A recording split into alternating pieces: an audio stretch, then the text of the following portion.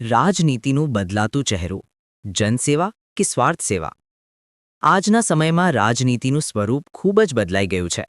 એક સમય હતો જ્યારે રાજકારણનો અર્થ જનસેવા, ત્યાગ અને સમાજ મહત્વપૂર્ણ હતો. પરંતુ હવે રાજનીતિમાં ચલકચલાણું પેલેધર ભાણું જેવી સ્થિતિ સર્જાઈ ગઈ છે. લોકો હવે વિચારતા થયા છે કે કયા પક્ષમાં રહીએ તો વધુ લાભ મળે. આજે ઘણા નેતાઓ પક્ષ બદલે છે, વિચારધારા નહીં પણ સ્વાર્થને ધ્યાનમાં રાખીને નિર્ણયો લેવાય છે. મતદારોના મૂળ પ્રશ્નો, રસ્તા, પાણી, લાઇટ જેવી મૂળભૂત સુવિધાઓ હજુ પણ અધૂરા છે. છતાં ચૂંટણી સમયે મોટા મોટા વચનો આપી નેતાઓ સત્તામાં આવી જાય છે. ચૂંટણી જીતી ગયા પછી કેટલાક નેતાઓ એવો ભ્રમ રહેતા હોય છે જાણે તેઓ આખા જીવન માટે ચૂંટાઈ ગયા હોય. લોકો સાથેનો સંપર્ક ઓછો થઈ જાય છે અને અભિમાન એટલું વધે છે કે સામાન્ય જનતાનો અવાજ પણ તેમને નાનકડી લાગે છે. આ પરિસ્થિતિને સમજાવવા માટે એક ઉદાહરણ ખૂબ યોગ્ય છે.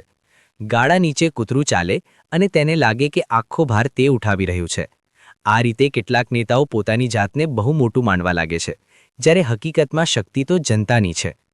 એ વાત યાદ રાખવી જોઈએ કે એક નાની કીડી પણ હાથીને છંછેડી શકે છે. એટલે જ સત્તામાં બેઠેલા લોકોને સજાગ રહેવું પડે.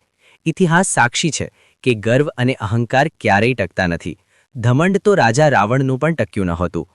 આજની રાજનીતિને ફરીથી જનસેવા તરફ વાળવાની જરૂર છે. મતદારોને પણ જાગૃત થવું પડશે.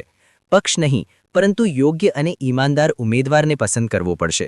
કારણ કે સાચી લોકશાહી ત્યારે જ મજબૂત બને જ્યારે નેતા અને જનતા બંને પોતાની જવાબદારી સમજશે. ન્યૂઝ 9 ઇન્ડિયા ડિજિટલ ચેનલને લાઇક, શેર, સબસ્ક્રાઇબ કરો.